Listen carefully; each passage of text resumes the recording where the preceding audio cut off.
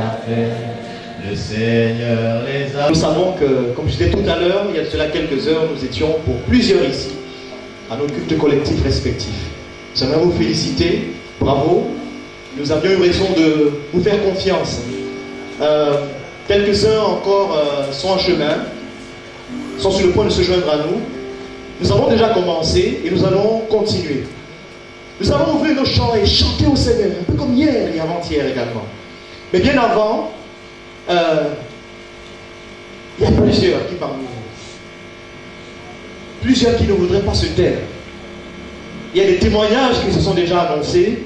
Il y en a qui ne se sont peut-être pas annoncés, mais qui sont là. Je peux les pressentir. Alors, nous allons donner l'occasion à quelques-uns parmi vous de s'ouvrir. Et ne soyez pas hors sujet. Il ne faudra pas être hors sujet. Vous avez participé à ce séminaire depuis vendredi. Vous étiez là vendredi et ou samedi. Et Dieu vous aura parlé. Peut-être vivez-vous déjà un air de révolution spirituelle. Vous aimeriez en parler avec nous? Dieu vous aura-t-il éclairé? Vous aimeriez le partager avec nous? Dieu vous aura visité de manière particulière et vous aimeriez le faire savoir. Vous aurez reçu quelque chose de spécifique du Seigneur. Allez. Je suis membre de la NDO.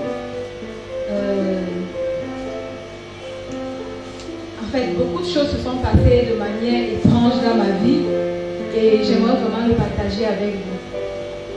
À l'âge de 8 ans, il y a beaucoup de choses qui sont passées dans ma vie. J'ai vu des trucs que les yeux normaux, les yeux d'un humain normal ne pouvaient pas voir. Et 4 ans plus tard, je donnais ma vie à Christ. Quand je donnais ma vie à Christ, après 4 ans, 2 ans plus tard, il y a des phénomènes assez étranges qui me sont arrivés en songe. Et ça s'est répété 4 fois. Et moi, je n'arrivais pas à comprendre. J'étais encore toute petite, je ne comprenais pas. En fait, parce que quand c'est une fois, on va te dire oui, c'est une fois. Mais la même chose qui se répète 4 fois, ça devient de manière... En fait, ça devient un truc, ça devient un signe. En fait, dans le rêve, c'était pas la fin du monde de tout le monde. C'était, en fait, la venue de Jésus, c'était... Jésus venait me visiter. Dans les signes, c'était déjà manifesté. Tous les signes que le Seigneur avait prédits étaient déjà manifestés. Et après, je sortais, je me mettais à courir, à demander pardon à mes frères, pardon à tous ceux que j'avais offensés. Mais il se faisait tard. Je l'ai répété 4 fois. Quelques années plus tard, en 2010, j'ai été malade. J'ai fait 7 ans de maladie. Quand je reviens ici en 2011, j'ai reçu une délivrance, j'étais très malade. Je reçois maintenant ma délivrance. Je me dis, ok, à partir du mois de février, je vais commencer à franchement être réglo avec le Seigneur. Quelquefois, quand je veux ouvrir la Bible de manière aléatoire pour pouvoir arriver au dernier point où je m'étais arrêtée, je tombe sur un passage qui parle de l'avènement. Et quand je regarde la Bible, mes yeux ne tombent que sur ce passage-là. Je dis, ok, c'était seulement un hasard. Le lendemain encore, je reprends ma Bible, je retombe sur le même passage, sur un autre passage, un autre livre de la Bible. Ainsi de suite, ça m'a fait très peur. Quand ça m'a fait très peur, j'ai commencé à chercher, à m'informer, à vouloir m'informer. Je suis allée sur le net. J'ai commencé à regarder tous les témoignages de l'avènement de Jésus qu'il y avait. J'ai commencé à discuter avec des sœurs, puisque j'étais en stage. Par la grâce de Dieu, le Seigneur avait mis autour de moi des enfants de Dieu. Ce qui fait en sorte qu'on pouvait discuter de la parole. On en a parlé. Et puis quelques jours plus tard, je reçois encore ce même message. Il y a une jeune fille qui avait publié son témoignage sur l'avènement de Christ, de la fin du monde et du paradis, en fait de l'enfer et du paradis. Quand j'ai vu ce message, ça m'a encore fortement interpellée. Je suis arrivée à l'église, il y avait des traités, j'ai commencé à prendre des traités, j'ai commencé à vouloir informer les autres. J'allais dans les taxis, quand je suis dans le taxi, je je me donnais toujours la peine d'évangéliser les autres, d'évangéliser. Il est bien vrai qu'il y avait toujours des moqueries et tout, les gens qui ne voulaient même pas prendre le temps. Mais j'étais tellement motivée. Quelques temps après, quand le couple Azagotien est venu ici, on devait recevoir le baptême du Saint-Esprit, je n'étais pas prête. Je n'étais vraiment pas prête. 2 jours plus tard, j'ai demandé au Seigneur, parce que pendant ce jour, je n'ai pas reçu le baptême. J'ai dit au Seigneur, j'ai demandé au Seigneur de me visiter. 2 jours plus tard, j'étais là, j'étais assoupie, je m'étais assoupie, j'étais fatiguée. Je me suis couchée vraiment sur le lit. Et après, à un moment donné, vers 2 heures, je n'avais même pas prié. Vers 2 heures, j'étais tellement fatiguée. Vers 2 heures, je me réveille. Et j'ai comme dans mon ventre une envie de prier, une envie présente. Je prie, le Seigneur me montre, il me dit, va voir ta famille. Ta famille n'a pas encore cru. Voilà la fin, j'arrive bientôt. Je n'arrive pas bientôt, mais j'arrive maintenant. Va dire aux gens que j'arrive maintenant. Je commence à prendre peur, je commence à pleurer. Et en ce moment, ma vie a commencé à devenir, comment je vais dire, sombre. Je commence à avoir tous les problèmes, je commence à avoir des soucis. Mais je voulais que je me transforme moi-même d'abord. Il voulait que je regarde les petits trucs dans ma vie qui ne le glorifiaient pas pour pouvoir ensuite aller évangéliser les autres. Et je l'ai reçu. Quelques nuits plus tard, j'ai eu un autre songe. C'était l'avènement, j'étais avec une amie. On était en train de se préparer. Dès qu'on a vu les signes de la fin du monde, en fait de l'avènement de Jésus, on s'est mis à prier. Mais quand le Seigneur, on a entendu le son de la trompette, on s'est élevé, on était en train d'aller au ciel. Mais il y a un truc qui nous a bloqués. J'ai vu un immeuble et c'est comme si tous les événements de mon passé ont ressurgi. Le Seigneur me montrait encore que j'avais encore certains points que je n'avais pas exercés dans ma vie. Et j'ai alors décidé de ranger cela. Je glorifie le Seigneur parce qu'il a permis déjà que le couple Gandhi arrive ici aujourd'hui. Je l'avais déjà fait ce témoignage ici à l'église. J'avais dit au frère que le Seigneur arrive, il a dit qu'il arrive maintenant, pas après-demain, mais que chacun se prépare maintenant. Et je lui rends grâce parce qu'il m'a laissé quand même le temps de pouvoir me préparer et le temps maintenant d'annoncer aux autres aussi qu'il est là, il est à la porte. Gloire à Dieu. Amen.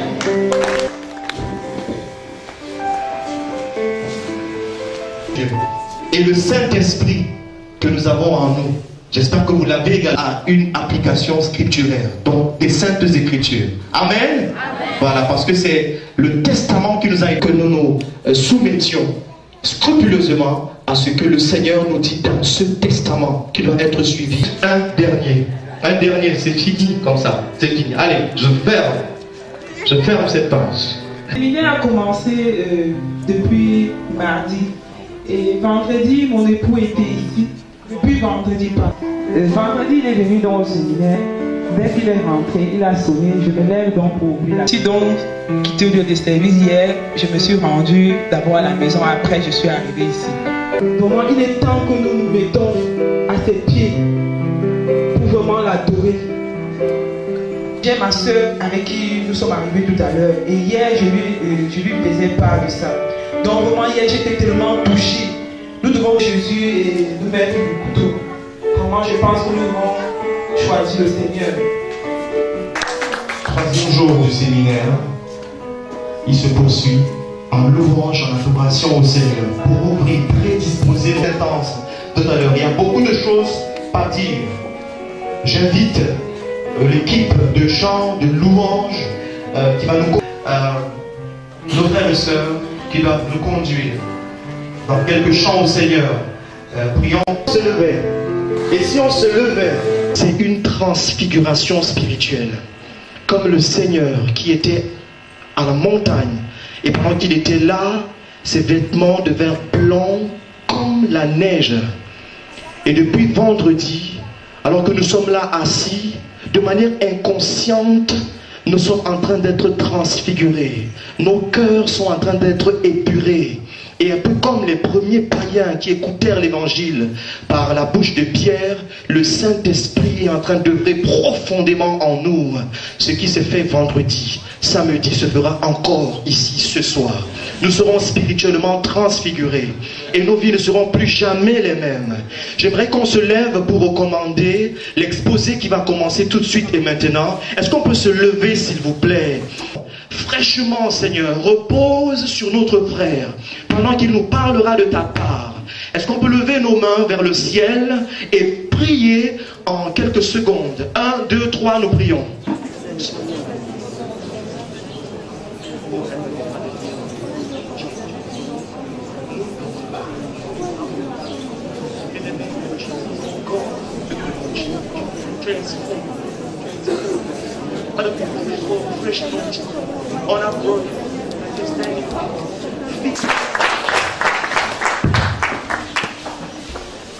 Je salue tous ceux qui arrivent pour la première fois. Depuis vendredi, nous avons commencé un message sur le retour du Seigneur. La chanson du frère m'a beaucoup interpellé et j'ai envie de vous raconter une petite histoire pour commencer. Une petite histoire qui nous fera vraiment réfléchir par rapport au thème que nous sommes en train de traiter actuellement. Il y avait un roi et ce roi-là avait ce qu'on appelle les fous du roi. Le fou du roi, c'est quelqu'un, quand le roi veut se détendre, cette personne vient auprès du roi et lui raconte des histoires drôles. Et ça amuse le roi et le roi est content. Il rigole et ça lui permet de déstresser. Amen. Ce roi, tout le temps, quand il voulait déstresser, il faisait venir le fou du roi. Le fou du roi lui racontait plein d'histoires drôles et le roi était plié de rire. En quatre, il rigolait. Et quand il rigolait, le roi disait, si je trouve plus stupide que toi, je te donnerai tous mes biens. Et il rigolait. Et chaque fois, il rigolait. Un jour, le roi fait appeler le fou du roi. Le fou du roi arrive tout content. Roi, merci de m'avoir appelé. J'ai beaucoup d'histoires à te raconter aujourd'hui. Le roi lui dit non, j'ai quelque chose à t'annoncer. Je t'aime vraiment beaucoup. Mais nous allons nous séparer et tu ne pourras plus me dire ces belles histoires-là. Et le fou du roi dit au roi, mais roi, tu vas partir, tu voyages, tu reviens, je vais encore te préparer de très belles histoires. Le roi lui dit non, je vais pour un très très long voyage et je ne sais pas où je vais exactement.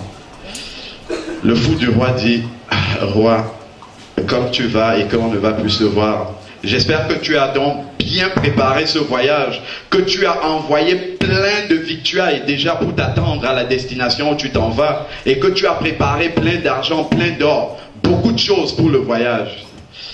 Et le roi répond au fou du roi, hélas, je n'ai pas préparé ce voyage-là. Et le fou du roi commence à rigoler. Il lui dit, enfin, j'ai trouvé quelqu'un de plus stupide que moi. Roi, tu es plus stupide que moi. Nous préparons tout. Déjà, on envoie les petits-enfants à l'école pour les préparer à la vie de tous les jours. On se prépare pour son mariage. On se prépare pour la vie. On se prépare pour tout. Mais on oublie de se préparer pour l'éternité. La chose la plus évidente, pour ceux qui ont fait la probabilité, c'est un événement dont la probabilité est 1. C'est l'événement certain. L'éternité. As-tu préparé ton éternité? Sais-tu où tu iras si tu meurs à l'instant là? Est-ce que tu sais où tu vas aller? Si on te demande, est-ce que tu es sauvé là où tu es assis? Est-ce que tu peux répondre oui ou non? Que Jésus revienne maintenant ou que tu meurs maintenant, c'est le même événement, c'est la même chose. Parce que si tu meurs à l'instant là, tout de suite, ton état spirituel est caduc. Tu restes dans cet état-là où la mort t'a trouvé. Et quand la trompette va sonner, si tu étais en communion avec Jésus, tu montes avec les chrétiens vivants. Amen.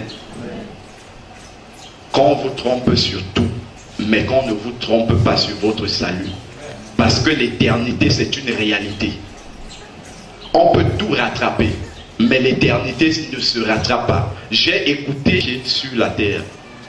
Hébreux 9, 27, il est réservé à l'homme de mourir une seule fois. Après quoi vient le jugement. Si on vous a dit que le purgatoire existe, c'est faux. La Bible n'en parle pas.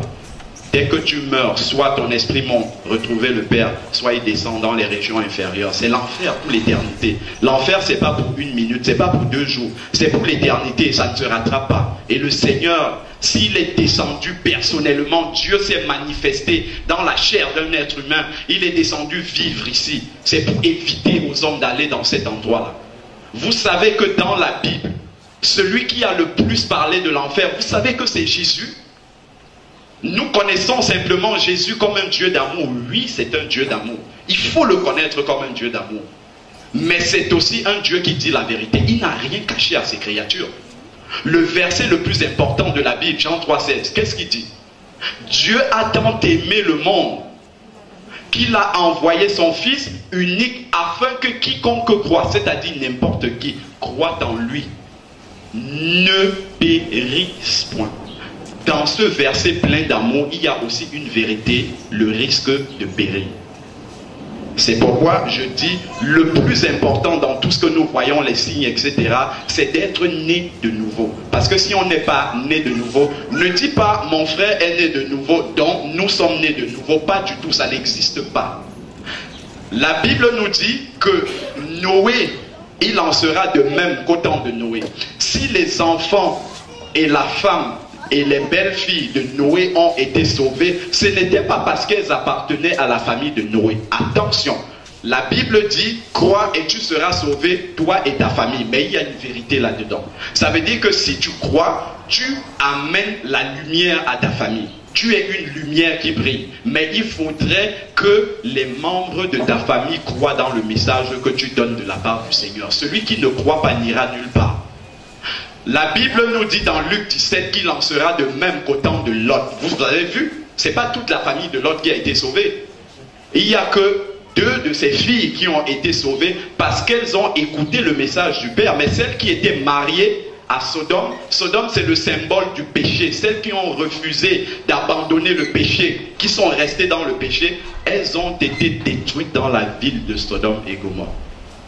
Donc le message que nous prêchons, c'est un message individuel. Ne dis pas que ma femme est prête, donc je suis prêt, c'est faux. Il faut que tu sois personnellement prêt.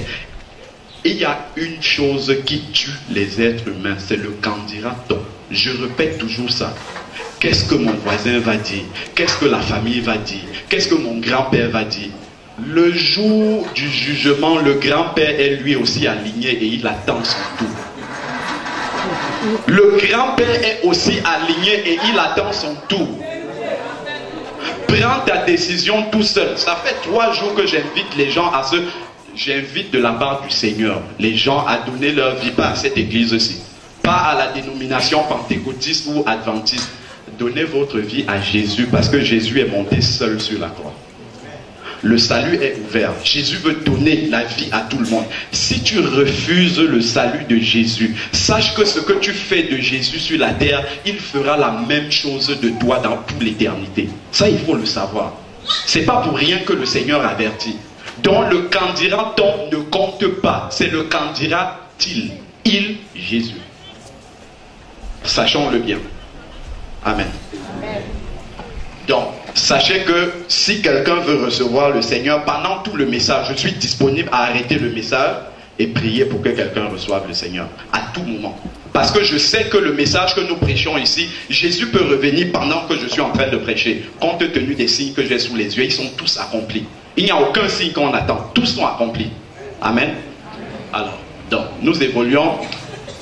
Les 2 premiers jours, nous avons parlé des caractéristiques de l'enlèvement de l'Église et nous avons commencé à voir les signes du retour du Seigneur que nous avons distingués en 3 catégories de signes. Nous avons dit, d'après 1 Corinthiens 10:32, que les habitants de la terre sont divisés en 3 catégories. Selon la parole de Dieu, il y a d'abord ce qu'on appelle les nations. C'est ceux qui ne croient en rien du tout.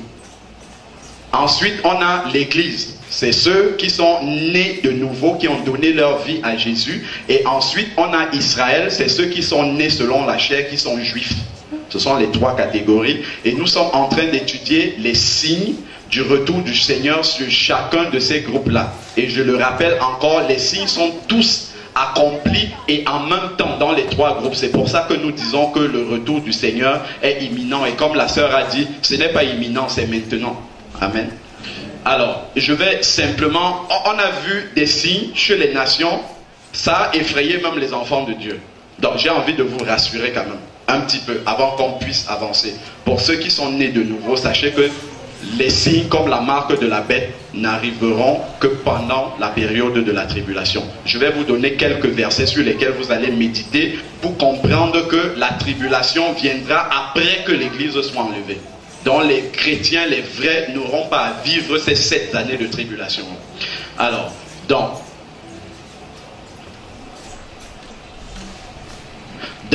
1 Thessaloniciens 5 au verset 9, la parole de Dieu nous dit, car Dieu ne nous a pas destinés à la colère, mais à l'acquisition du salut par notre Seigneur Jésus-Christ. La colère dont il s'agit, cette expression en grec, c'est la même chose que la tribulation.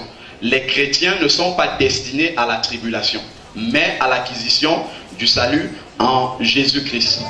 Alors, de la même manière, dans Apocalypse 3.10, le Seigneur s'adresse à l'église de Philadelphie. C'est l'église la plus fidèle au Seigneur. Et il lui dit, parce que tu as gardé la parole de ma patience, moi aussi je te garderai de l'heure de l'épreuve qui va venir sur la terre habitée tout entière.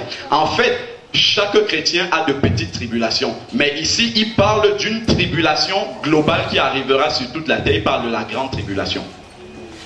Et il dit à l'église de Philadelphie, si tu es une vierge sage, il te dit qu'il te gardera de cette tribulation dont tu ne vas pas la traverser. Amen. Alors, le dernier verset, pour que ça vous rassure davantage, c'est dans Apocalypse 4, au verset 1. C'est Jean qui voit une fenêtre qui s'ouvre dans le ciel et il est enlevé dans cette fenêtre-là. Ici, Jean représente l'image de l'église qui est enlevée dans le ciel. Puis ensuite, tous les événements à partir d'Apocalypse 4 jusqu'à Apocalypse 19, la Bible ne nous parle plus de l'église sur la terre. C'est fini. Ça veut dire que l'église, à l'image de Jean, voit les événements de la tribulation à partir du ciel. Amen. Donc l'église ne sera pas sur terre pendant la tribulation. C'est ce que ce verset-là nous dit. Après cela, je regardais et voici une porte était ouverte dans le ciel. La première voix que j'entendais, que j'avais entendue, comme le son d'une trompette, c'est la trompette de 1 Thessaloniciens 4. La trompette qui sonne et l'église monte retrouver le Seigneur. C'est exactement la même image qu'on a ici. Dit, monte ici, c'est-à-dire l'enlèvement de l'église. Et ensuite, si vous voyez dans toutes les épîtres de Paul, les épîtres de Jacques, les épîtres de Jean, de Pierre, etc., il est donné aux chrétiens des conseils pour vivre, pour préparer le retour du Seigneur. Mais à partir d'Apocalypse 4 jusqu'à la fin, il n'y a aucun conseil qui est donné. Aucun. On nous raconte juste les événements tristes qui vont arriver pendant la tribulation. Si l'église devait passer la tribulation sur la terre, il serait contenu des instructions à l'église comment se comporter pendant la tribulation après Apocalypse 4. Mais ça n'existe pas. Parce que dans la littérature chrétienne, vous risquez de trouver des courants qui disent que l'église passera par la tribulation. C'est pas vrai. C'est pas vrai. Parce qu'ils confondent, il y a un verset, le verset de 1 Thessaloniciens 4 qui dit à la dernière trompette, l'église montera. Il y a 2 trompettes. La première trompette, c'est pour les morts en Christ qui se lèvent. Et la deuxième trompette, qui est en fait la dernière trompette, les vivants et les morts montent retrouver le Seigneur. Donc il ne faut pas avoir peur de ce qui arrivera pendant la tribulation. Donc je vais simplement aussi vous donner rapidement une clé de lecture du livre de l'Apocalypse, pour ceux qui veulent rentrer dans ce livre-là. Cette clé se trouve dans Apocalypse 1 au verset 19. Écris donc les choses que tu as vues, et celles qui sont, et celles qui doivent arriver après elles. Le livre de l'Apocalypse se divise en 3 parties, qui sont indiquées dans ce verset-là.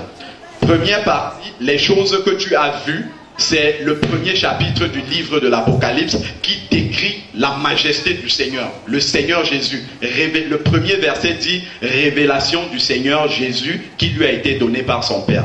Donc le premier chapitre du livre de l'Apocalypse est sa première partie, c'est la majesté, le Seigneur qui apparaît dans sa tenue sacerdotale. Vous vous souvenez, dans le livre de Jean, Jean était le disciple que Jésus aimait. Il se penchait même sur la poitrine du Seigneur. Mais quand il voit le Seigneur dans sa majesté, dans son corps glorifié, ressuscité, il tombe comme mort. C'est ce Dieu-là que nous adorons. C'est la première partie du livre de l'Apocalypse. La deuxième partie est celles qui sont. Celles qui sont, c'est l'Église. Apocalypse 2, Apocalypse 3, ce sont des messages que le Seigneur donne pour l'Église. Les messages aux 7 églises, ce sont les choses qui sont. Quand Jean est en train de parler, l'Église existe encore. Donc les choses qui sont, jusqu'à ce que l'Église disparaisse. Et après Apocalypse 4, le verset qu'on a vu, l'Église est enlevée et les choses qui doivent arriver, c'est-à-dire l'Apocalypse, la grande tribulation. Voilà comment le livre de l'Apocalypse est divisé en 3 parties. Si vous comprenez ça, vous arriverez à décrypter le livre de l'Apocalypse. Amen. Voilà. Alors, donc, ça, c'était simplement une petite introduction pour encourager les chrétiens. Ne vous découragez pas par rapport au signe que nous sommes en train d'étudier.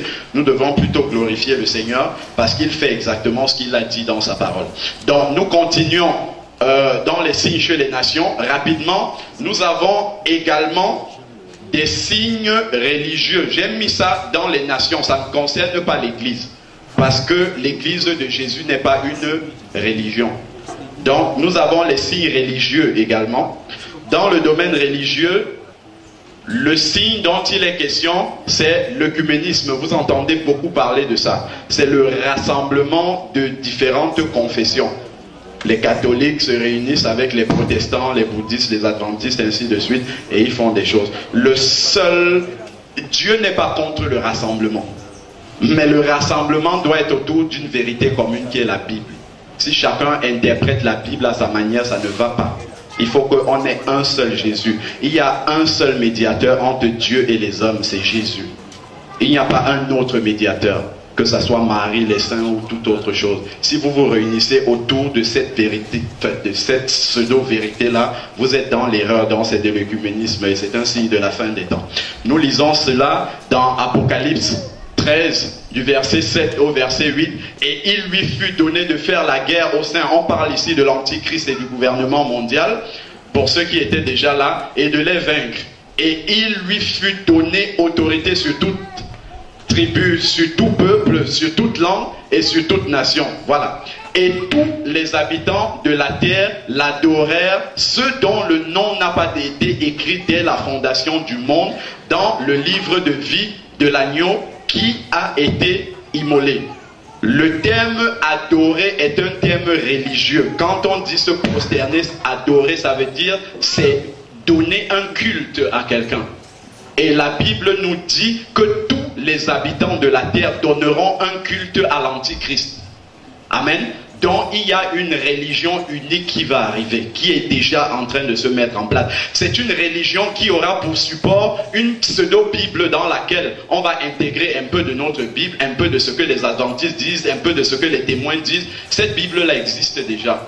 On aura un message commun. Et ce message commun-là, ça sera la déification de l'homme. Vous avez entendu parler du nouvel âge. Le nouvel âge est un prémisse à cette religion unique-là.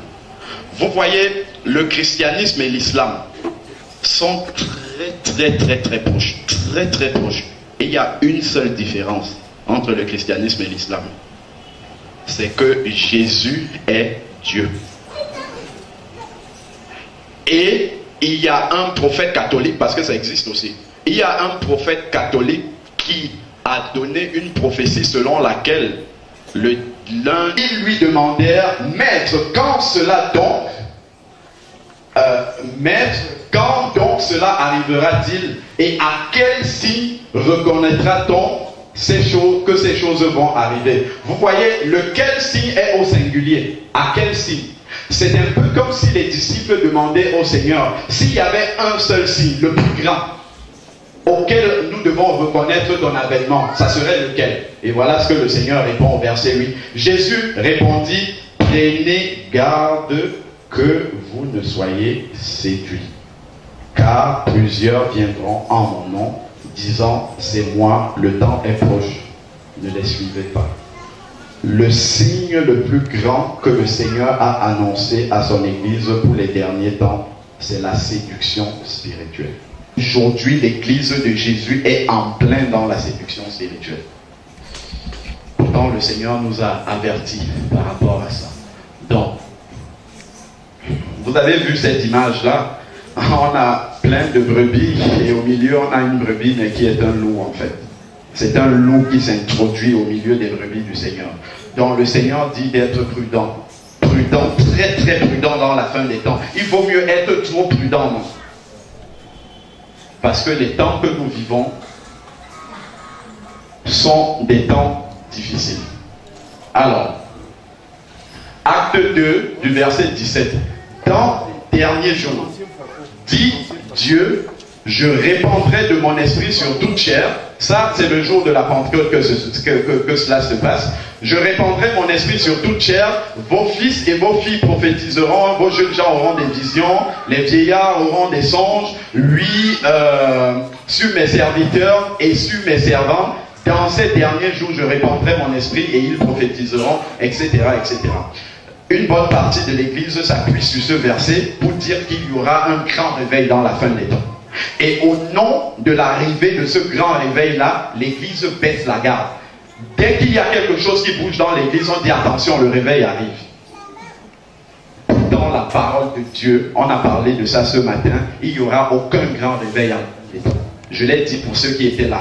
Luc 18, 8, le Seigneur demande, est-ce que je trouverai la foi quand je reviendrai sur la terre?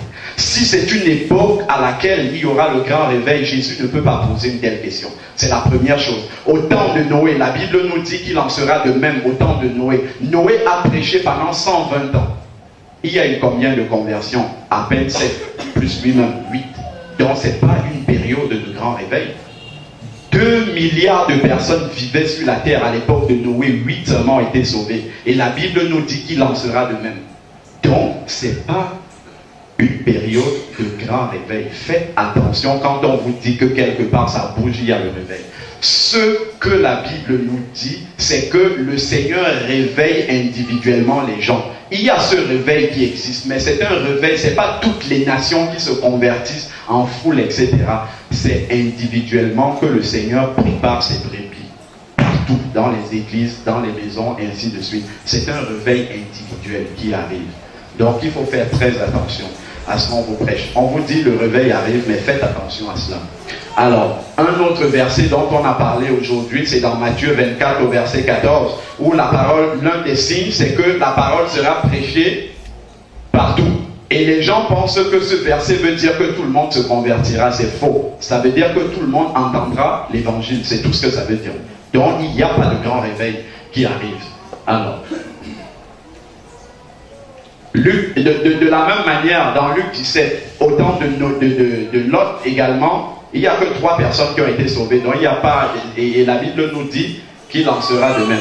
Voilà un autre verset où Jésus nous dit, parce que le mal, c'est un des signes de la fin des temps, parce que le mal ne cessera de croître, l'amour pour Dieu, en fait c'est ce que ça veut dire, l'amour pour Dieu du plus grand nombre se refroidira. Est-ce qu'en temps de réveil, l'amour pour les chrétiens se refroidit? Pas du tout. Donc, le Seigneur ne revient pas dans un moment de grand réveil. C'est pas vrai. Donc il ne faudrait pas que, au nom du grand réveil qui arrive, que l'on vous entraîne dans la séduction spirituelle, dans l'erreur. Voilà ce que la parole de Dieu nous dit dans 1 Timothée 4, du verset 1 au verset 2. Mais l'Esprit dit expressément que dans les derniers temps, c'est-à-dire dans les derniers des derniers jours que nous vivons actuellement, voilà l'Esprit expressément, c'est-à-dire que l'Esprit avertit avec insistance que dans les derniers jours, quelques-uns, c'est un grand nombre, quand la Bible dit quelques-uns, abandonneront la foi authentique, la véritable foi qui sauve. Quelques-uns abandonneront cette foi-là dans les derniers temps. Donc on ne sera pas en temps de réveil. Pas du tout. Quelques-uns abandonneront la foi authentique pour s'attacher à des esprits séducteurs, à des doctrines de démons, par l'hypocrisie des faux docteurs, portant la marque de la flétrissure dans leur propre conscience. Aujourd'hui, combien de serviteurs de Dieu ont pour Dieu leur ventre? Combien? Vous en connaissez certainement beaucoup. Et ce n'est pas qu'ici, c'est partout. L'évangile de prospérité, vous en entendez parler. Sème, mais le Seigneur va bénir. C'est tout ce qui intéresse les gens actuellement. Mais la question de ton propre salut, tu la mets de côté. La question de ta sanctification, tu la mets de côté. Aujourd'hui, on disait ce matin que la parole nous dit que dans les derniers temps, les gens auront la démangeaison d'entendre des choses agréables. Les belles prophéties, tu seras un grand docteur, tu seras béni financièrement. Ce n'est que ça, ce n'est que bénédiction. Si tu es béni de toutes les bénédictions et que tu perds ton âme, où est-ce que tu iras? Se donnant une foule de docteurs, selon leur propre convoitise. C'est-à-dire que les gens vont de convention en convention pour écouter ce qui les intéresse.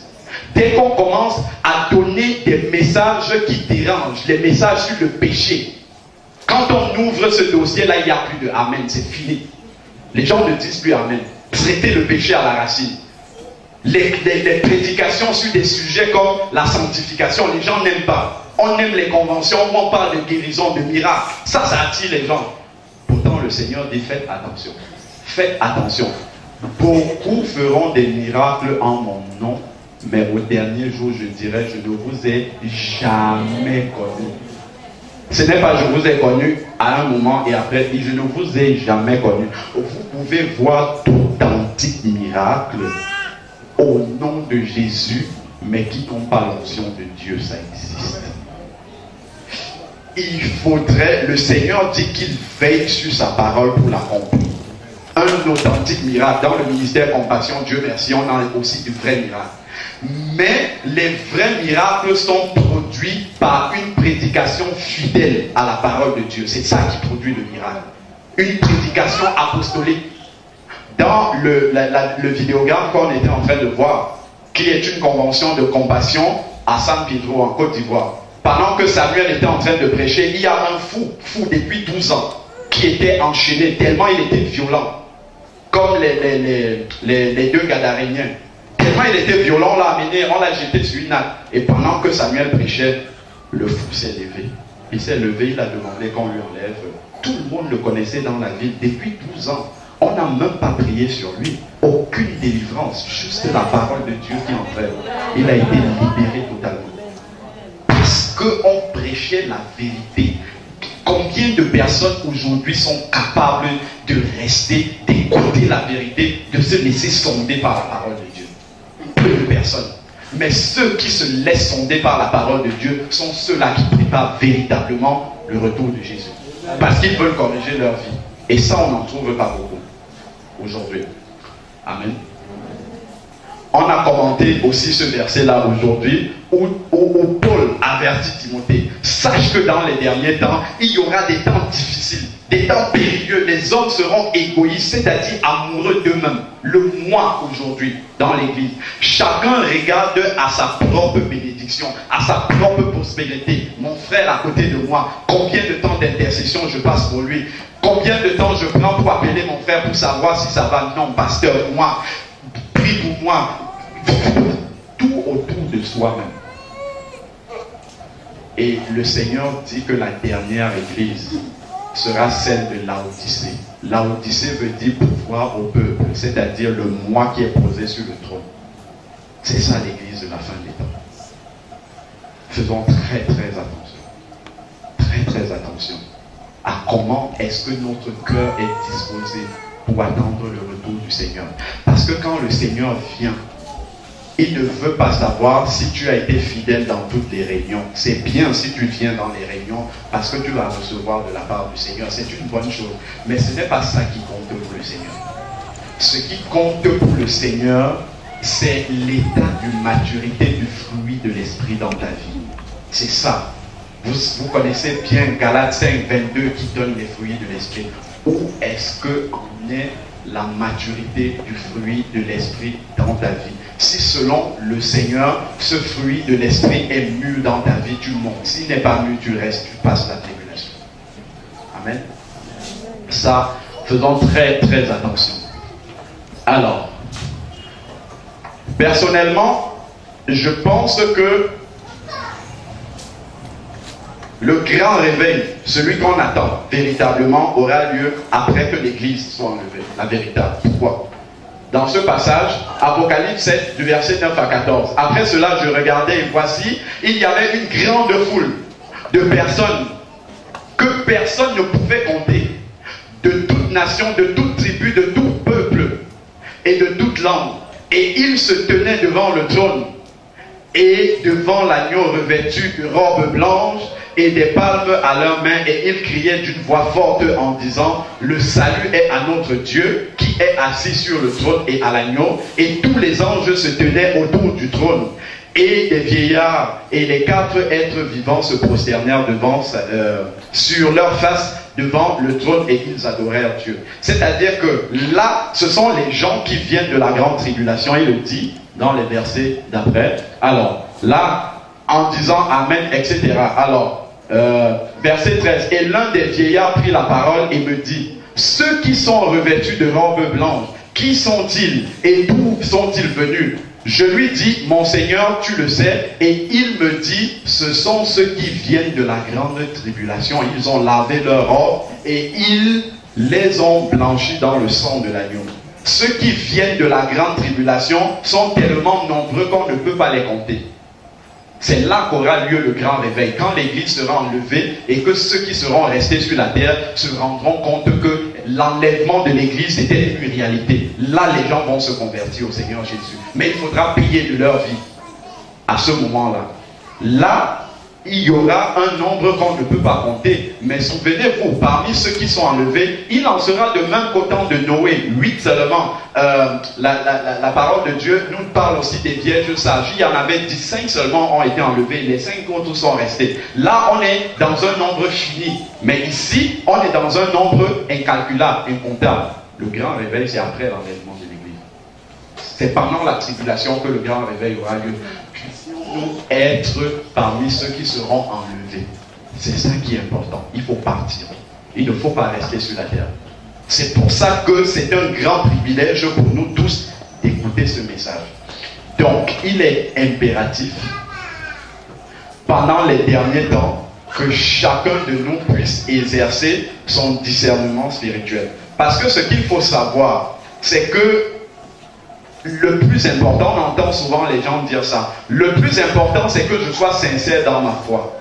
Mais il faut avoir une sincérité dans la vérité.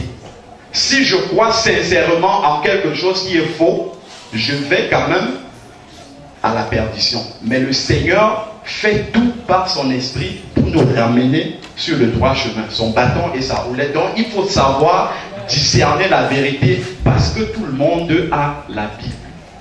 La Bible doit être le socle. La Bible doit avoir l'autorité finale dans notre vie. Ce que tu me dis là, est-ce que c'est écrit? Montre-moi le passage dans lequel c'est écrit pour qu'on puisse discuter. Amen. Quand je venais de me convertir, à peu près 1 an après, j'ai été dans une convention chrétienne. Et là, j'arrive, le prédicateur donnait un message très intéressant parce qu'il disait beaucoup de vérités sur l'Église. Beaucoup, il parlait de l'Église de la fin des temps. Donc, on avait tendance à, ceux qui aiment la vérité, écouter ce message avec beaucoup d'intérêt. À un moment, il dit, on va prier parce que le Seigneur me dit que dans la salle, il y a les prophètes des temps de la fin, des gens qui ont reçu l'esprit d'Élie. Je ferme les yeux. Peu de temps après, j'ouvre les yeux et toute la salle était prosternée à genoux devant lui. Je dis, mais Seigneur, qu'est-ce qui se passe? Il y a quelque chose que je ne comprends pas. Comment tout le monde est prosterné? Même les gens qui vendent les sandwichs à l'entrée de la convention sont à genoux. Il y a quelque chose qui ne va pas. Et le Saint-Esprit me dit, tu ne peux pas rester là, il faut que tu partes. Parce que mon esprit est sorti de ce. Et les gens qui commencent à se rouler, les gens qui commencent à rentrer en transe, qui gigotent dans tous les sens. Je dis, Seigneur, c'est ça ton esprit. L'Esprit de Dieu ne peut pas humilier sa créature. Si vous voyez les gens se rouler au sol au nom du Saint-Esprit, c'est faux. Et je vais vous donner un verset clair là-dessus. Galates 5:22, on en a parlé. Les fruits du Saint-Esprit. Le fruit de l'Esprit, c'est l'amour, la joie, la patience, la bonté, la bénignité, la fidélité, la douceur et la tempérance. La tempérance est la maîtrise de soi. Là où le Saint-Esprit de Dieu se manifeste véritablement, les fruits de l'Esprit sont aussi présents. Donc, la tempérance, qui est la maîtrise de soi, doit être présente. Quelqu'un qui se roule au sol a perdu la maîtrise de lui. Ce n'est pas un fruit de l'Esprit. Donc, ça ne peut pas être le Saint-Esprit qui se manifeste. À ce moment-là, il faut avoir le discernement pour voir ça. Il ne faut pas que dès que ça bouge, j'ai une vision, tout de suite, on perd les pédales. Non, attention. Quand quelqu'un me dit j'ai une vision, j'écoute bien. Parce qu'il y a des visions qui demandent des révisions. Est-ce que ta vision est conforme à la parole de Dieu? Est-ce que ta vision vient confirmer la parole de Dieu? Est-ce que tu as un verset sur lequel ta vision s'appuie? Parce que les Écritures ont été inspirées par le Saint-Esprit. Donc, tout ce que l'Esprit inspire est conforme à la parole de Dieu. Le Saint-Esprit ne peut pas inspirer autre chose que ce qui est dans la parole. C'est là qu'on reconnaît la vérité de l'erreur. Il faut connaître la parole de Dieu dans les temps qu'on vit actuellement. Il faut absolument être bâti sur la parole de Dieu. Quelqu'un te dit il est écrit, tu lui dis il est aussi écrit. Il faut ça absolument. Le chrétien qui ne veut pas être séduit, c'est un chrétien qui connaît la Bible au bout des doigts. Et le sentiment ne joue pas. Attention, le diable aussi utilise le sentiment. Il prend des personnes qui sont proches à vous, même des personnes qui vous ont conduit au Seigneur. Quand elles sont déjà séduites, elles viennent vous séduire aussi. Faites attention. Dites, même si tu m'as amené au Seigneur, aujourd'hui, j'ai aussi le Saint-Esprit que toi. Et le Saint-Esprit m'a éclairé dessus. Il vient vous dire quelque chose, montre-moi le passage. Même si c'est qui? L'apôtre Paul, on a dit ce matin, c'est dans Acte 7, 51, les chrétiens de Bérée, voilà les vrais chrétiens. L'apôtre Paul, le plus grand des apôtres, à qui on doit presque tout le Nouveau Testament, il a été ravi en esprit dans la présence de Dieu, où il a écouté des paroles ineffables qui ne sont pas permis à un homme d'écouter. Un grand apôtre comme ça. Quand il prêchait aux chrétiens de Bérée, ils étaient là, ils regardaient dans les Écritures, ils examinaient, pas une fois, chaque jour, ils examinaient si ce que Paul leur enseignait était exact. C'est comme ça les chrétiens qui ont les yeux spirituels ouverts. Si vous ne voulez pas être séduits dans les derniers temps, il faut avoir les yeux spirituels ouverts. Je regarde depuis que je suis là, la télévision, beaucoup de télévisions chrétiennes, c'est plein de séduction. Ça me fait mal. Ça me fait mal énormément. Parce qu'il y a beaucoup de choses, je me rends compte que mes frères n'ont pas compris. C'est que de délivrance partout. Tout le monde cherche la délivrance. Qu'est-ce que c'est que ça? Un chrétien né de nouveau ne peut pas être délivré. Ce n'est pas biblique, mes frères. Ce n'est pas biblique. Ce n'est pas biblique. Peut-être un païen, oui, mais un chrétien né de nouveau. Je vais vous donner le verset.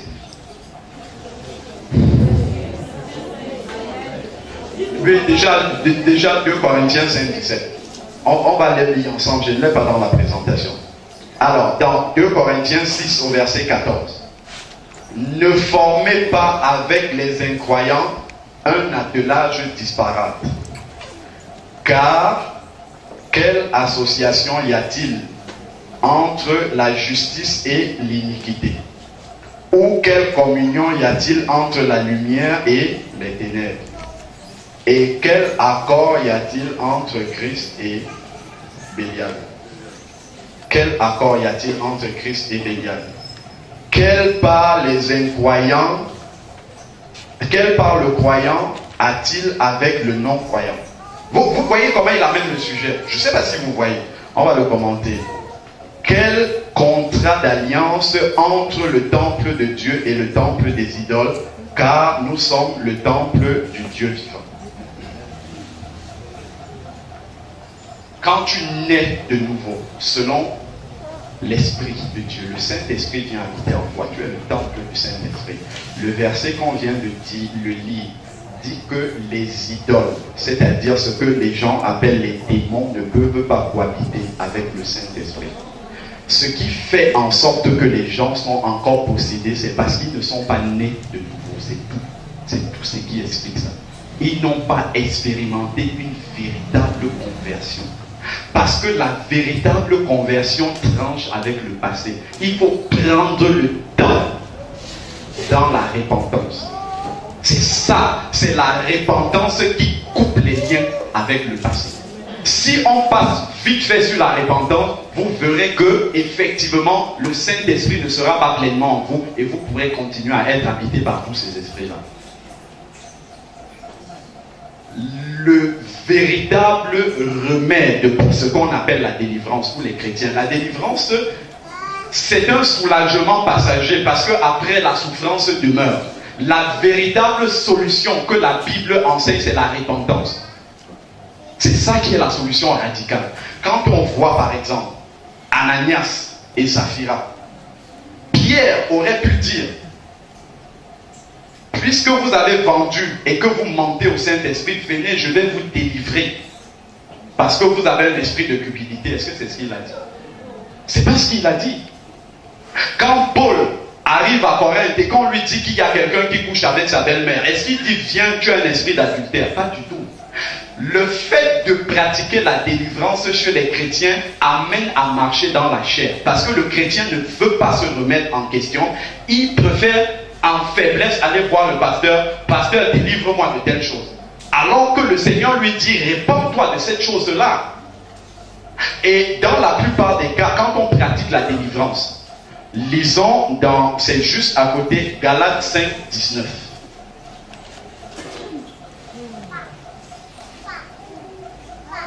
Ce qu'il faut, c'est de prêcher la vérité aux gens et c'est ça qui va délivrer les gens. Il faut prêcher la vérité, il ne faut pas avoir peur de dire la vérité aux gens. Ils seront véritablement délivrés. Alors, Galates 5, 19, qu'est-ce qu'il dit? Galates 5, 19 nous dit, or, les œuvres de la chair sont évidentes, c'est-à-dire l'inconduite, l'impureté, la débauche, l'idolâtrie, la magie, les hostilités, la discorde, la jalousie, les fureurs, les rivalités, les divisions, les partis pris, l'envie, l'ivrognerie, les orgies et toutes les choses semblables. Je vous préviens, comme je l'ai déjà fait, ceux qui se livrent à de telles pratiques n'hériteront pas le royaume de Dieu. Il y a quelque chose qui me frappe là, c'est que la plupart des mots M-A-U-X, qui sont cités là, sont les raisons pour lesquelles on délivre les chrétiens. Peut-on chasser la chair de quelqu'un? Pas du tout, on ne peut pas chasser la chair. Ce qu'on appelle démon pour la plupart, quand on examine, quand on converse avec la personne, on comprend en fait que la personne entretient un péché dans sa vie. Et c'est une porte ouverte au diable. Est-ce que vous voyez que parmi les termes qu'il cite là, il a cité la magie? Pour les chrétiens, pratiquer la magie, c'est une œuvre de la chair. Ce n'est pas considéré comme un démon. Ce n'est pas considéré comme une activité démoniaque. Peut-être pour ceux qui sont dehors, oui. Mais pour les chrétiens, c'est considéré comme étant une œuvre de la chair dont il faut se repentir et abandonner. Et ça, on le voit dans Acte 8 avec Simon le magicien. Quand Simon le magicien voit les apôtres imposer les mains, il vient pour acheter ce don-là. Qu'est-ce que les apôtres lui disent? Ils auraient pu dire, Simon, tu es un grand magicien, on n'a pas passé 8 mois de délivrance sur toi, il faut qu'on continue à te délivrer. Pierre n'a pas dit ça. Que tu périsses avec ton argent. Il invite Simon à la repentance. Il lui dit, demande pardon à Dieu pour ça. Il ne lui dit pas, Simon, attention, viens, je vais te délivrer. Il met Simon devant ses responsabilités. Pourquoi? Parce que Simon était déjà chrétien. Le problème dans nos sociétés, c'est que les conversions ne sont pas véritables. La différence entre nous et les blancs, C'est cette chose-là que j'ai constatée. Les blancs sont très difficiles à convaincre pour entrer dans l'évangile. Mais quand ils y entrent, ils tranchent avec tout. Les traditions du village, nous continuons à entretenir ça. Toutes sortes de médecins traditionnels, nous continuons à les voir. Comment est-ce que le chrétien peut pratiquer ça? Et après, quand tu as des démons, tu t'étonnes, je suis chrétien, comment j'ai ça? C'est parce que tu n'as pas tranché. La parole de Dieu dit que lorsque les nations se sont converties suite à la prédication de Paul, les apôtres marchaient de maison en maison pour contrôler les objets que les nouveaux convertis avaient. Qu'est-ce que tu as encore comme statut chez toi qui est une entête du diable chez toi? C'est tout ça qu'il faut éliminer. Ce sont toutes ces portes-là qu'il faut fermer pour que les démons n'aient plus accès à vos vies. C'est ça qu'il faut comprendre. Ce n'est pas de pratiquer la délivrance à tout va. Quelqu'un qui vient me voir, qui me dit il est possédé, on va d'abord discuter sur sa conversion, bien en détail. Ce n'est qu'après être sûr qu'il est un véritable chrétien, je vais lui expliquer la parole de Dieu et je lui donne la parole. Vas-y, toi-même tu peux faire ta propre délivrance. Si tu acceptes de te laisser travailler par la parole de Dieu, et là ça sera une délivrance propre, parce que tu auras vraiment compris. Quand c'est le pasteur qui te donne cette solution-là facilement, tu ne sais pas ce qu'il y a derrière. J'ai un petit passage que j'ai aussi envie de partager avec vous. C'est sur le véritable combat spirituel du chrétien qui est converti. C'est dans Éphésiens 6. Les armes du chrétien. C'est comme ça que c'est expliqué dans la Bible. Éphésiens 6, verset 10. Au reste, fortifiez-vous dans le Seigneur et par sa force souveraine, revêtez-vous de toutes les armes de Dieu afin de pouvoir tenir ferme contre qui? Contre les œuvres du diable, donc contre ce qu'on appelle les démons dans notre vie. Donc il nous dit, voici les armes de Dieu dont il faut se revêtir. Car nous n'avons pas à lutter contre la chair et le sang, mais contre les principautés, contre les pouvoirs, contre les dominateurs des ténèbres d'ici-bas, contre les esprits du mal dans les lieux célestes. C'est pourquoi prenez toutes les armes de Dieu. Voilà, pour combattre ces démons-là dans vos vies. Prenez toutes les armes de Dieu afin de pouvoir résister dans les mauvais jours et tenir ferme après avoir surmonté, après avoir tout surmonté. Donc le chrétien déjà est capable de tout surmonter, les actions du diable. Alors, voilà les armes qu'il commence à citer. Tenez donc ferme. Ayez à vos reins la vérité pour ceinture. Il ne dit pas de faire une prière d'autorité. Il dit que tu es la vérité dans ta vie. Est-ce que ton obsession c'est de pratiquer la vérité? C'est déjà une porte, une grande que tu fermes. Si tu élimines le mensonge dans ta vie, c'est une grande porte que tu fermes au diable. Ensuite, revêtez la cuirasse de la justice. Est-ce que la justice est au centre d'intérêt? Ou est-ce que tu veux toujours passer par les bacs chiches, ainsi de suite? La justice. Mettez pour chaussures à vos pieds de bonne disposition que donne l'évangile de la paix. Est-ce que tu recherches la paix avec tes semblables? Prenez donc en toutes circonstances le bouclier de la foi avec lequel vous pourrez éteindre les traits enflammés du malin. Est-ce que tu as la foi ou dès que tu as une petite épreuve, tout de suite tu dis au pasteur c'est un démon qui arrive? Est-ce que tu mets en exercice ta foi ou tout de suite tu as peur? Voilà le verset 17. Prenez aussi le casque du salut et l'épée de l'esprit qui est la parole de Dieu. Ici, Paul utilise l'image de l'armure du soldat romain à son époque. Et il dit le casque du salut. Regardez un soldat qui va en guerre à cette époque-là, projetons-nous 2000 ans en arrière. Ils utilisaient des flèches. Imaginez-vous un soldat qui va sans rien, sans casque sur la tête. Une flèche qui lui arrive ici, il tombe raidement. Et la parole de Dieu nous dit que le casque qui nous protège contre les traits enflammés de l'ennemi, c'est la parole de Dieu. Il faut être rempli de la parole de Dieu. Parce que le véritable chrétien, celui qui marche dans la vérité, le diable sait qu'il ne peut pas te posséder. Tout ce qu'il peut faire, c'est t'attaquer de l'extérieur. Et comment est-ce qu'il t'attaque? En injectant des pensées mauvaises dans ta tête. Et c'est quand tu connais la parole de Dieu que tu rejettes les malices du malin. C'est ça qu'il faut comprendre à travers ce verset. Amen. Il faut que l'église de Jésus ouvre les yeux là-dessus. Il ne faut pas s'attacher aux femmes. Il ne faut pas chercher la facilité. Il faut se laisser transformer par la parole de Dieu. Alors, voilà ce qu'il nous dit encore dans Matthieu 14, 26. Mais le consolateur, l'Esprit Saint que le Père enverra, il parle de l'Esprit Saint, en mon nom vous enseignera toutes les choses et vous rappellera tout ce que j'ai dit. Le Saint-Esprit rappelle ce que Jésus a déjà dit. Il n'apporte pas un nouveau message. C'est pour ça que quelqu'un qui vous dit j'ai une nouvelle révélation qui n'est pas dans la parole de Dieu que le Saint-Esprit m'a donné, c'est faux.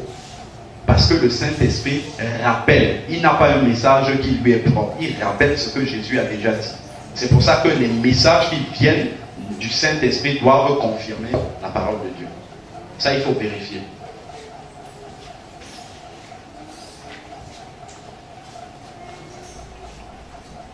Voilà. Il nous dit ici que le Saint-Esprit ne parlera pas de lui-même. C'est-à-dire qu'il n'aura pas un message qui lui est propre et qui est différent de celui de Jésus. Il aura un message qui confirme. Tous ces versets-là, il faut les noter parce que même les pasteurs trempent dans la séduction spirituelle. Et il y a beaucoup de grands prédicateurs, les Benny Hill et tous ces grands noms-là sont dans la grande séduction et ils ont beaucoup de monde. Là où il y a la foule, faites attention. Parce que quand la vérité est prêchée, l'église est vide. Donc si vous voyez la foule, méfiez-vous, contrôlez les Écritures. La foule, c'est un signe que la séduction agit. Il faut faire très attention quand vous voyez la foule. Voilà ce que 1 Jean nous dit, n'ajoutez pas de foi à tout esprit. Ce n'est pas parce que quelqu'un vient et se place devant vous et vous dit, bien-aimé, je vous bénis de la part de Dieu, je vous parle de la part de Dieu, je suis gentil, on ferme les yeux. Dans mon église, une église pourtant où on prêche, quand j'ai l'occasion, et le pasteur aussi, il prêche sur des fausses doctrines.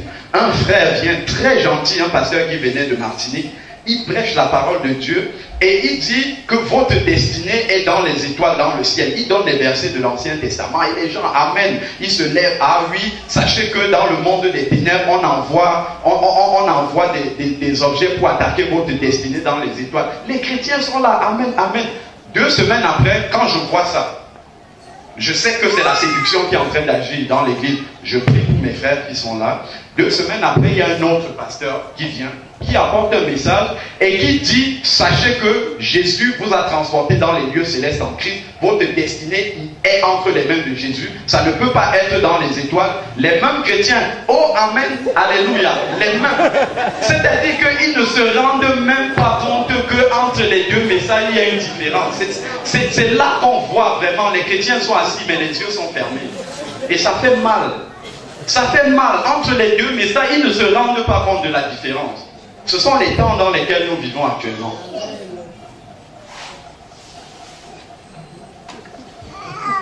Faisons très attention.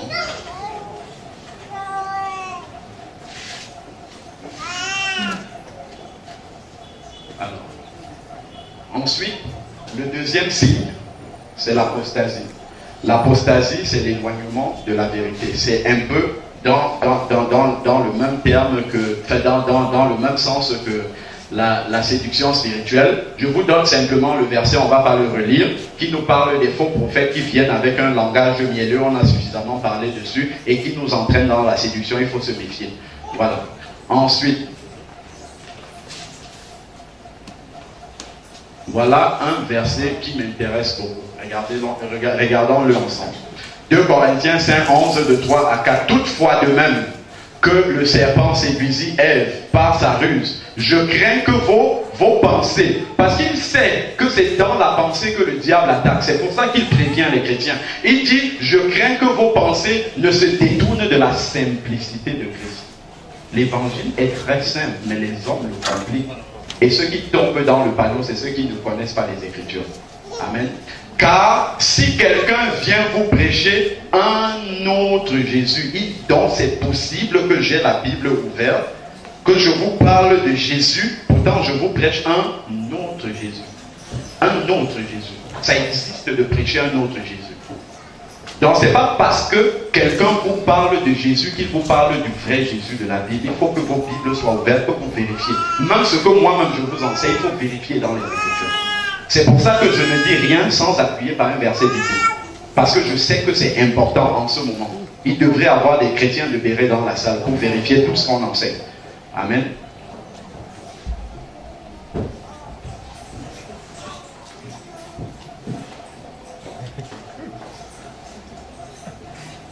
L'enfant.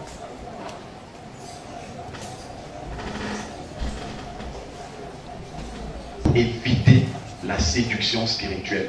Retenez-le bien, notez-le bien. C'est dans Éphésiens 2, 20.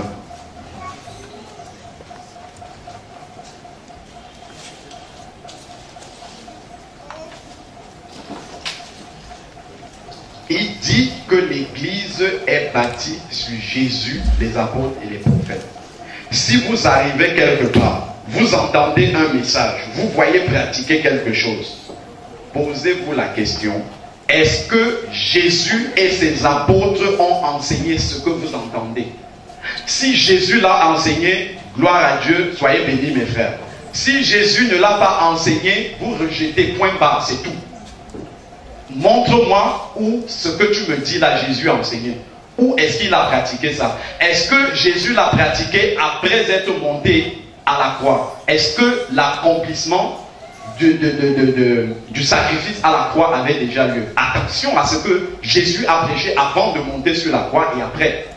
Parce qu'il s'est passé beaucoup de choses à la croix qui justement ont apporté du renouveau dans le message. Donc il faut faire très attention. Si Jésus et ses apôtres n'ont pas pratiqué ce qu'on voit, il faut le rejeter. Les gens qui se roulent par terre, montre-moi dans la parole de Dieu où est-ce que les chrétiens sont en train de se rouler par terre. Où est-ce que Jésus a enseigné que les chrétiens doivent se rouler par terre? Si c'est vrai, je te suis. Si ce n'est pas vrai, je rejette, point barre. C'est comme ça qu'il faut vivre dans les temps actuels. Ne faites confiance à aucun prédicateur, même à moi. Personne. Le plus grand prophète soit-il. Aujourd'hui, tout le monde prend d'abord le titre apôtre, docteur. Mais quand tu discutes, quand tu grattes un peu pour savoir s'il connaît la parole de Dieu, il connaît 2-3 versets, c'est tout. Il ne connaît pas plus que ça. Il faut faire très attention. Faites très attention au titre. Ça ferme les yeux aux chrétiens.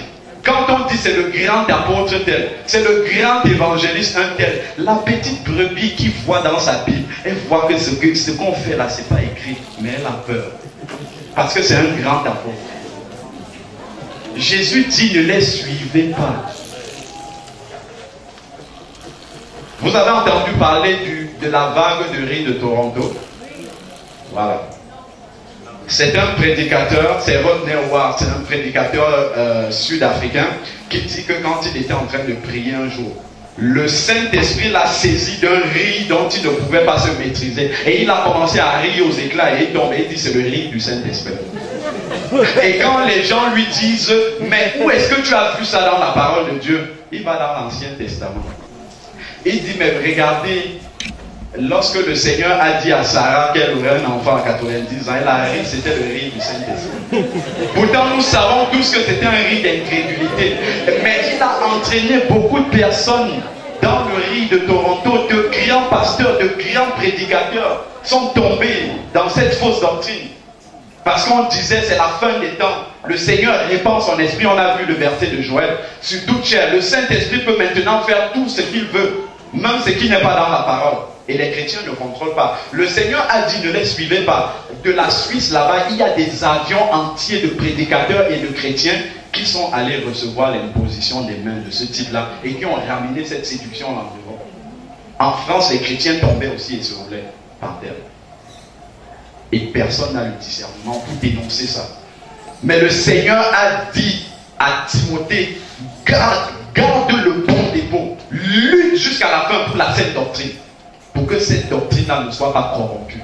Parce que c'est à travers cette doctrine authentique que tu seras sauvé. Ce n'est pas n'importe quel évangile qui sauve. C'est la véritable foi qui est bâtie sur la parole, sur la saine doctrine. C'est elle qui sauve. Faisons attention à ce à quoi nous voyons.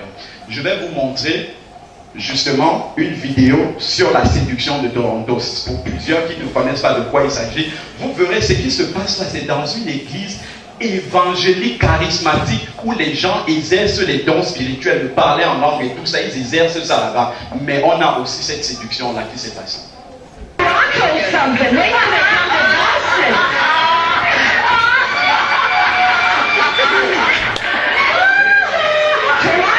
To ourselves and leave us to our foolish thinking.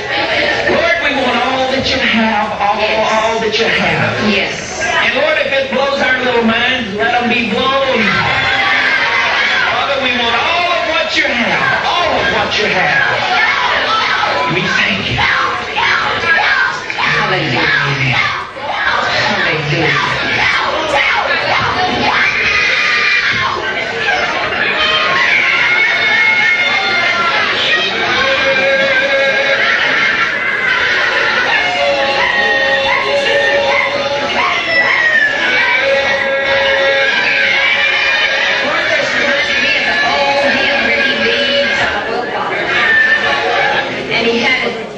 To look at him, and I looked at him, and he had a tie on, and on, I don't know if he's here tonight, but he'll know, on the tie had a wolf howling at the moon. And the Lord said to me, will you howl for me?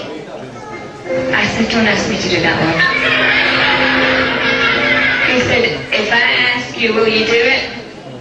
He said, if I can't ask you to do something in your own house, dans Luc 21, du verset 29 au verset 32, il dit, et il leur dit une comparaison. Voyez le figuier et tous les arbres. Dès qu'ils ont poussé, vous connaissez de vous-même en regardant que déjà l'été est proche. De même, quand vous verrez ces choses arriver, sachez que le royaume de Dieu est proche. Il y a quelque chose de très intéressant dans ce verset. Il fait une comparaison avec tous les arbres d'abord, mais il précise le figuier. Que représente le figuier dans la parole de Dieu? Il y a une grande clé d'interprétation de la prophétie biblique dans ce mot figuier-là. Et beaucoup de chrétiens ignorent ça. Et il dit, je vous le dis en vérité, cette génération ne passera pas sans que tout cela n'arrive. C'est-à-dire la génération qui aura vu les feuilles pousser sur le figuier. C'est ça que ça veut dire. C'est quoi le figuier? Alors, nous voyons dans Luc 13. Il dit aussi cette parabole, un homme avait un figuier planté dans sa vigne, il vint pour y chercher du fruit et il n'en trouva point. Alors il dit au vigneron, voilà 3 ans que je viens chercher du fruit dans ce figuier et je n'en trouve point. Coupe-le. Pourquoi? Coupe-le. Pourquoi occupe-t-il la terre inutilement? Et le vigneron lui répondit, Seigneur, laisse-le encore cette année et je creuserai tout autour et j'y mettrai du fumier. Peut-être à l'avenir, il donnera-t-il du fruit, sinon on le coupera. Il y a là-dedans l'interprétation de ce mot figuier. Le Seigneur Jésus est venu d'abord pour son peuple, le peuple juif, le peuple Israël. Israël l'a rejeté après 3 ans et demi. Il parle ici d'Israël. Le figuier, c'est Israël. Lorsque vous verrez les feuilles pousser sur Israël, sachez que le royaume de Dieu est proche. Sachez que la génération qui verra les feuilles pousser sur Israël verra aussi le royaume de Dieu arriver. Alors, et le verset Osée 9:10 nous confirme aussi que le Seigneur appelle le figuier les premiers fruits d'un figuier. C'est de son peuple dont il est question ici. Donc Israël, le peuple d'Israël représente le figuier. Et je l'ai dit encore ce matin pendant le culte, il y a une fausse doctrine qui circule dans l'église et qui dit que Israël, l'église a remplacé Israël. C'est faux. Les promesses du Seigneur pour Israël demeurent jusqu'aujourd'hui et l'église a aussi ses promesses. Le Seigneur, lorsque Israël a rejeté Jésus, le Seigneur a juste mis de côté Israël pour un moment, le temps que l'église marche jusqu'au terme. Et ensuite, le Seigneur se retournera vers Israël et tout Israël sera sauvé. Parce qu'ils auront reconnu le Messie au dernier jour. Alors, voilà encore un autre verset qui nous confirme que Israël est bien le figuier du Seigneur. Si vous voulez en avoir plus de preuves. Alors, donc, nous passons au signe sur Israël. Voici dans cette partie-ci. S'il y a des gens qui doutent que la Bible existe, là maintenant vous allez voir que la Bible c'est la vérité. Parce que quand le Seigneur manifeste ses signes chez Israël, c'est pour montrer aux nations qu'il existe véritablement. Vous allez voir maintenant des choses que vous n'imaginez même pas qui peuvent exister. Pour commencer, je vous donne quelques dates, parce que ces livres-là, nous allons les parcourir, Exode, Genèse, Nombre, Chronique, ainsi de suite. Je vous donne simplement les dates auxquelles ces livres ont été écrits, pour que vous voyez à quel moment les prophéties ont été données et à quelle date elles s'accomplissent, pour savoir que la Bible est la vérité. Retenez juste ça. Alors, on va voir aussi le livre de Daniel. Alors, nous continuons la prophétie dans Luc 21 de 5 à 6. Comme quelques-uns parlaient des belles pierres et des offrandes qui faisaient l'ornement du temple, Jésus lui dit: les jours viendront où ce que vous voyez, il ne restera pas pierre sur pierre qui ne soit renversé. Donc, lorsque vous verrez Jérusalem investie par les nations, sachez que sa désolation est proche, alors que ceux qui seront en Judée fuient dans les montagnes et ceux qui seront au milieu de Jérusalem sortent. Et que ceux qui seront dans les champs n'entrent pas dans la ville, car ce seront des jours de vengeance pour l'accomplissement de ce qui est écrit. Malheur aux femmes qui seront enceintes et à celles qui allaiteront en ces jours-là, car il y aura une grande détresse dans le pays et une colère contre ce peuple, contre le peuple d'Israël, le peuple de Dieu. Ils tomberont sous le tranchant de l'épée et ils seront amenés captifs parmi toutes les nations, et Jérusalem sera foulée aux pieds par les nations jusqu'à ce que le temps des nations soit accompli. Le Seigneur parle à ses disciples qui voient les beautés du temple, et le Seigneur leur dit: ce que vous voyez là, ça sera détruit totalement. On peut imaginer que le Seigneur avait à peu près entre 30 et 33 ans quand il prophétisait ça.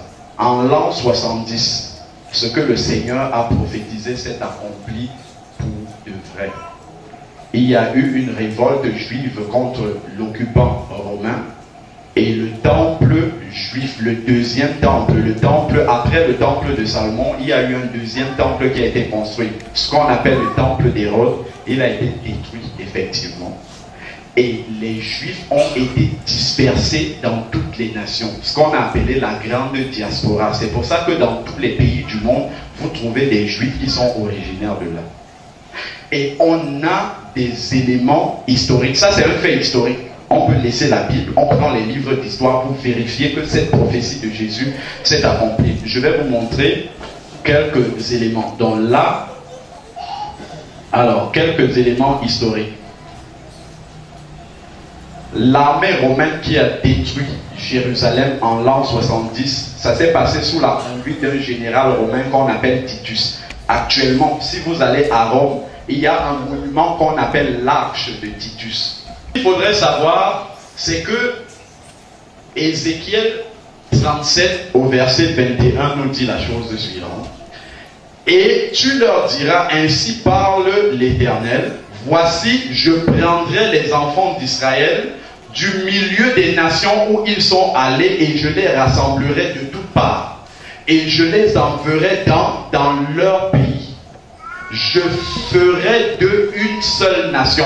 Il y avait Israël, c'était disloqué en deux royaumes. Le royaume de Juda, qui est le royaume du sud, et le royaume du nord, des 10 tribus d'Israël. Il dit que quand Israël, après être dispersé dans le monde entier, sera réuni, il n'y aura plus qu'une seule nation, Israël. C'est ce qu'il dit: je ferai d'eux une seule nation dans le pays, dans les montagnes d'Israël, et ils auront tous un même roi. Et ils ne formeront plus deux nations, et ne seront plus dispersés.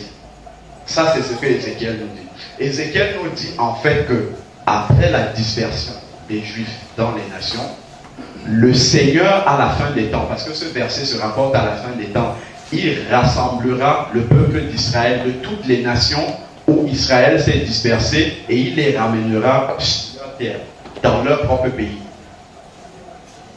Ça, c'est les feuilles qui poussent sur le figuier. Israël qui revient chez lui. La recréation de la nation d'Israël. C'est la prophétie la plus importante qui montre que le Seigneur revient. C'est la seule vraie prophétie que personne ne peut discuter. La renaissance de l'État d'Israël. À partir du moment où l'État d'Israël a été créé en 48, le Seigneur peut revenir à tout moment. Voilà pourquoi le monde entier, le diable ligue le monde entier contre Israël. Parce que le diable sait que si Israël est détruit, les prophéties bibliques ne peuvent pas s'accomplir. Toutes les prophéties bibliques du Seigneur sont centrées sur Israël, parce que Israël est l'horloge de l'humanité, et ça l'Église ne le sait pas. Alors, ce qui est intéressant à voir, c'est que quand Israël a été dispersé dans les nations, les Juifs étaient tellement gênants dans les nations que les nations se sont unies et ont dit on va créer une nation, une patrie à Israël quelque part pour qu'ils arrêtent de nous déranger. Il y a eu pas loin de 17 tentatives de création de l'État d'Israël. On a essayé de créer un îlot de terre pour les Juifs en Guyane hollandaise, au Suriname, avec, vous avez les dates, en Guyane française, ainsi de suite. Il y en a 17 comme ça, 17 tentatives. Voilà. La liste continue. C'est juste pour que vous ayez une idée. Tout ça, c'est vérifiable. Hein? Voilà. Mais Ézéchiel a dit, je les ramènerai dans leur pays, le pays des ancêtres. Les hommes ont des projets, mais ce sont les projets de Dieu qui s'accomplissent. Amen. Ils peuvent tout essayer, mais c'est ce que Dieu a dit. Amen. Il a dit la nation d'Israël reviendra, les Juifs reviendront sur la terre des ancêtres, pas ailleurs. Ils ont tout essayé, mais ils n'ont pas pu. En 1897, il y a eu un juif qui s'appelle Theodor Herzl qui a créé, il a initié le premier congrès sioniste pour redonner l'envie aux juifs qui étaient disséminés dans le monde entier de revenir, l'envie de revenir sur la terre des ancêtres. Parce que pendant 2000 ans que les juifs étaient dispersés sur la face de la terre, le Seigneur a gardé dans leur cœur cette envie de revenir pour que les prophéties s'accomplissent et que l'Église voie. Les Juifs en 2000 ans, ils se sont mélangés au peuple, à différents peuples, mais ils sont restés authentiques dans leur culture. Ils ont continué à pratiquer le judaïsme jusqu'aujourd'hui. On les voit aller à la synagogue avec leur kippa, ils sont restés authentiques. Tous les autres peuples qui étaient avec le peuple juif, les Philistins et tous ces peuples, ils ont tous disparu, mais le peuple juif est resté authentique. L'existence du peuple juif est un élément fondamental pour prouver à un païen que la Bible est vraie. 2000 ans après, ils existent toujours, ils sont authentiques pour que les prophéties s'accomplissent à la lettre. Amen.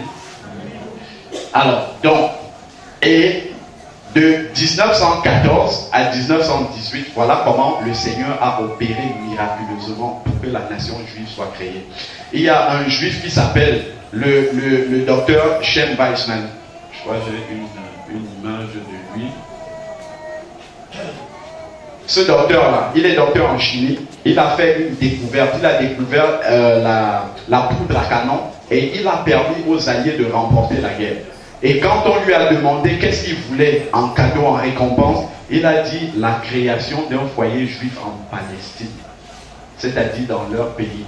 Et ça a abouti à la signature de ce qu'on appelle la déclaration Balfour, où l'Angleterre s'est justement portée d'accord pour créer un foyer juif en Palestine. Et ça a déclenché la création de l'État d'Israël. Donc les Européens ont créé l'État d'Israël contre leur volonté. C'est le Seigneur même qui a permis que cela puisse arriver, parce qu'il fallait récompenser ce chercheur-là qui a permis aux alliés de remporter la guerre. Ce qui est très impressionnant, souvenez-vous comment le peuple juif a souffert pendant les 2000 ans d'errance dans les nations. Regardez tout ce qu'ils ont subi. En l'an 70, la révolte a provoqué la disparition de près d'1,3 million juifs tués. Souvenez-vous de tout ce qu'on appelle les pogroms, ainsi de suite. En Russie, les juifs ont été maltraités. Sans parler de l'Holocauste qui a fait près de 6 millions de morts. Un peuple anéanti, 6 millions de morts. Mais aujourd'hui, ils sont près de 14 millions dans le monde. Parce que le Seigneur avait dit à Abraham, je multiplierai ta prospérité comme le sable de la mer. On a essayé d'éradiquer ce peuple de la terre, mais il existe toujours. Amen. Parce que c'est le peuple que Dieu a choisi, c'est tout. Vous essayez de lutter contre Israël, vous luttez contre Dieu directement. Ça, il faut le savoir. Et les chrétiens doivent se mettre derrière Israël. Vous vous souvenez de toutes ces photos-là, où les Juifs ont subi tous ces massacres-là. Voilà, dans les camps de concentration, les chambres à gaz, et ainsi de suite, où ils ont été maltraités, ils ont été tués. Je vais vous montrer un vidéogramme rapidement sur la création de l'État d'Israël. Et ça, c'est véritablement la plus grande prophétie qui existe dans la Bible. C'est la plus grande prophétie. Ça, il faut le savoir. Il faut que les chrétiens sachent ça. Que c'est la création de l'État d'Israël est la plus grande prophétie biblique qui existe, qui annonce que le Seigneur revient bientôt. Ici, sur l'écran, vous avez quelque chose de vraiment particulier qu'on ne voit pas souvent. On a eu vraiment une permission spéciale de filmer. Ça s'appelle aujourd'hui le musée Ben Gurion. Mais à l'époque, c'était la maison dans laquelle Ben Gurion se réunissait avec les administrateurs et les futurs ministres du pays d'Israël qui n'existaient pas encore à ce moment-là. Et vous voyez ici, les choses sont demeurées exactement comme elles étaient avant 1948. Rien n'a été changé. Et on a eu le privilège de pénétrer à l'intérieur de cette maison-là, filmer ce que vous voyez sur l'écran. Et c'était vraiment intéressant parce que dans le musée, ils ont gardé beaucoup de paperasse sur laquelle ils avaient écrit leurs décisions, puis ils avaient barré certaines décisions, parce qu'ils préparaient la création de l'État d'Israël qui n'existait pas encore. Nous sommes dans cette génération-là. Et le signe justement à partir duquel on doit commencer à observer les catastrophes naturelles et à prêter attention, c'est quand les feuilles commencent à pousser sur le figuier. C'est-à-dire à partir du moment où les Juifs ont commencé à rentrer dans leur pays, et ça date de 1897. Tous les grands phénomènes qui viennent après 1897, tous les phénomènes là sont liés maintenant à la fin des temps. Parce que la fin des temps est liée au retour de la diaspora juive en Israël. C'est un élément clé de l'interprétation des prophéties bibliques, il faut le savoir. Alors, deuxième signe chez Israël, une fois que la nation juive est revenue à Israël, il y avait le problème de Jérusalem. Jérusalem appartenait encore à la Jordanie. Les Juifs n'avaient pas encore récupéré cette ville-là. Mais le Seigneur, Jésus lui-même, avait prophétisé que Israël reviendrait aux Juifs. Que Jérusalem, autant pour moi, reviendrait aux Juifs. Et ça, on le lit dans Luc 21. Le Seigneur dit, ils tomberont sous le tranchant de l'épée, c'est-à-dire en 1970, là, ils seront amenés captifs parmi toutes les nations et Jérusalem sera foulée aux pieds par les nations jusqu'à ce que le temps des nations soit accompli. C'est-à-dire que l'occupation de Jérusalem par les nations devait avoir une fin. Le fait que Jérusalem appartienne à d'autres nations. Et cette fin-là marque la fin du temps des nations, c'est-à-dire la fin de ce que nous voyons là. C'est un grand signe de la fin des temps. Et ça, c'est arrivé en 1967. Pour ceux qui ont entendu parler de la guerre des 6 jours, où il s'est produit un vrai miracle de Dieu. Regardons. Oh, c'est tout petit, malheureusement. C'est le tableau, en fait, ici, des forces en présence. Il y a eu près de 6 à 7 nations arabes qui se sont mélangées détruit l'État d'Israël qui venait d'être né. Et sans armes, ils ont réussi à battre cette nation arabe. Parce que Dieu combattait lui-même du côté d'Israël. Je vais vous faire voir cette guerre-là en quelques images. Je vais attirer votre attention sur une chose. Quand vous allez voir cette guerre, regardez à quel moment commence chaque bataille et regardez à quel moment elle s'achève. Vous verrez que cela est impossible humainement. C'est Dieu lui-même qui a combattu. Suivez bien les témoignages qui sont dans cette vidéo-là. Ça nous permettra vraiment de comprendre que le Seigneur est aux côtés d'Israël. Donc nous voyons la vidéo justement de la guerre des 6 jours au travers de laquelle Israël a récupéré Jérusalem comme étant sa capitale.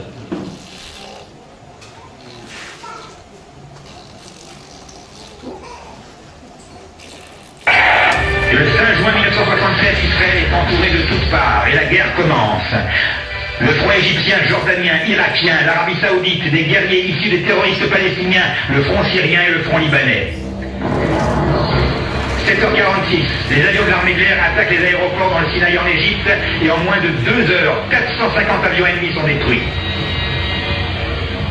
8h15, la division Tal sort en direction du sud de la bande de Gaza et vers le site de Rafia. 10h15, la brigade numéro 7 part en direction de Khan Younes. 19h, 2 régiments de tanks de la brigade numéro 7 pénètrent à El Arish. Le 6 juin à 6h du matin, la division Sharon finit de prendre possession de Maharoun Kates et Abu Aghela. 13h, Gaza est conquise. 16h, Ras El Nakeb est conquise. 18h30, le carrefour de Jabal Lib est conquis. 20h, l'armée égyptienne reçoit l'ordre de se retirer. En 2 jours seulement, ce front est terminé. De l'autre côté, il y a le front jordanien face à Jérusalem. 9h45, les Jordaniens bombardent Jérusalem et le centre du pays. 12h, les avions irakiens et jordaniens attaquent Israël. 12h25, on commence la riposte, attaque des avions en Jordanie. 13h, les Jordaniens s'emparent d'Armon Anatsiv. 15h, Israël attaque l'aéroport A3 en Irak et le détruit complètement. 15h30, on reprend Armon Anatsiv. 9h26, Sourbacher et Moussaba Paramon sont conquis. 19h30, des canons jordaniens bombardent Tel Aviv. Le 6 juin à 3h du matin, Latroun est conquise. 5h30, la brigade numéro 45 pénètre dans Jenin. 6h15, les parachutistes de la brigade numéro 55 s'emparent de Givat Moshet. 8h du matin, la conquête du nord de Jérusalem est terminée. 10h du matin, c'est Givat Amistar. Et à 13h, on termine la conquête de Jenin. 17h, Shrem est conquise. Le tombeau de Yosef. On arrive à Yosef, notre ancêtre. 17h20, c'est au tour de Kalkilia. 19h, c'est Ramallah. Et à minuit, l'armée jordanienne reçoit l'ordre de se retirer. Le 7 juin, soit le 28 Iyar, Koach en hébreu, il a montré la force de ses actes à son peuple afin de leur donner l'héritage des peuples. À 10h du matin, on rentre dans la vieille ville. Et à 10h15, le mont du temple est entre nos mains.